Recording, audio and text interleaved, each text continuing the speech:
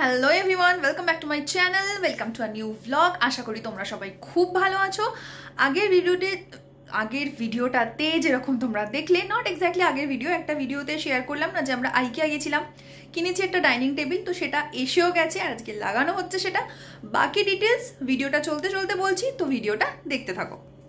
প্রথমে তোমাদের কিছু ইনফরমেশন দিই। এই ডাইনিং টেবিলটা উইথ এই 4টে চেয়ার আমাদের কস্ট পড়েছিল around 16,000। I think which is very affordable. আর আইকিয়ার এই যে মেটেরিয়ালটা, দ্যাট ইজ নট উডেন, আর এটা বেশ টেকসই, দেখতেও ভালো লাগে, ক্লাসি একটা লুক দেয়। আর আইকিয়া থেকে যখন তোমরা কোনো ফার্নিচার কিনবে, তোমরা সঙ্গে সঙ্গে নিজেরাও নিয়ে চলে আসতে পারো। আর যদি সেটা সম্ভব না হয়, তাহলে বিলিং কাউন্টারের পর তোমাদের যেতে হবে ডেলিভারি কাউন্টারে, সেখানে সমস্ত ডিটেল দিয়ে আসতে হবে। ওরা 4 থেকে 5 দিনের মধ্যে সেটা ডেলিভারি করে দেয়। আমাদেরও 5 বিজনেস ডেজের মধ্যে ওরা ডেলিভারি করে দিয়েছিল। আর যারা ডেলিভারি করতে এসেছিল, ওনারাই বললেন যে আমরাই এটাকে অ্যাসেম্বল করতে পারবো, বা তার জন্য কস্ট পড়বে 900। আমি আরবান ক্লাবে দেখলাম, জেনারেলি আগের যে ফার্নিচারগুলো আরবান ক্লাব দিয়েই আমরা অ্যাসেম্বল করিয়েছিলাম, তো আমি এটাও আরবান ক্লাবে দেখলাম, আর সেখানে কস্ট পড়ছিল 780 আর 779 to be very specific. But সেটার জন্য তোমাদের টাইম লেগে যাবে, মানে আরবান ক্লাব বুক করতে হবে, হয়তো 1 দিন বা 2 দিন লাগবে। যেহেতু আমাদের দুজনেরই অফিস থাকে না, তো এই স্লট ডিসাইড করাটা না একটা হেক্টিক হয়ে যায়। তাই আমরা ভাবলাম আজকে যখন এসেই গেছে টেবিলটা, এভাবে ফেলে রাখার কোনো মানে হয় না, হয়তো একটু কস্ট বেশি পড়ছে 100-200, বা যারা এসেছে তাদের দিয়ে অ্যাসেম্বল করিয়ে নেওয়া যাক। তো ওনারাই এখানে অ্যাসেম্বল করছে, যদিও সমস্ত ফার্নিচারের সাথে যা যা স্ক্রু যা কিছু লাগে সব কিছুই ওই ফার্নিচারের সাথে আইকিয়া থেকেই পাওয়া যায়, এবং একটা ম্যানুয়ালও দিয়ে দেয় যে কিভাবে কি করতে হবে। হয়তো আমরা চেষ্টা করলে আমরাও পারতাম, বাট সেটা হচ্ছে সময় সাপেক্ষ ব্যাপার, যেই সময়টা আমাদের দুজনেরই একদমই নেই।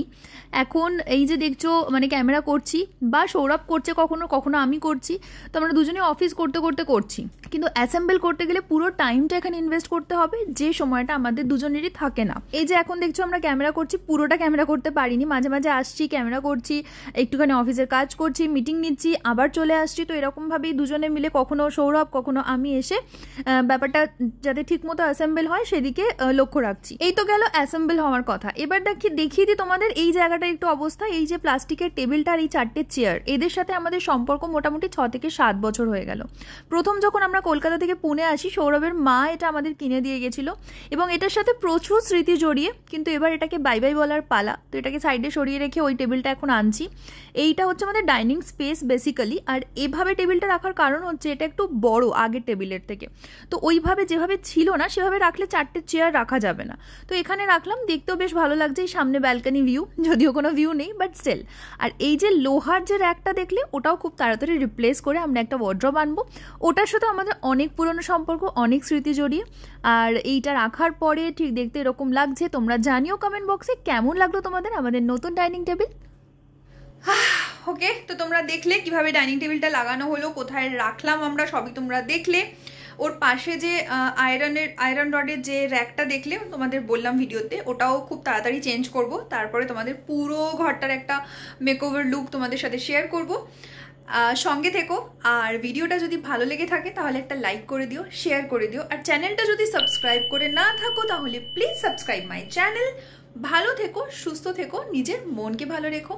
Take care, stay blessed, stay tuned and stay pretty.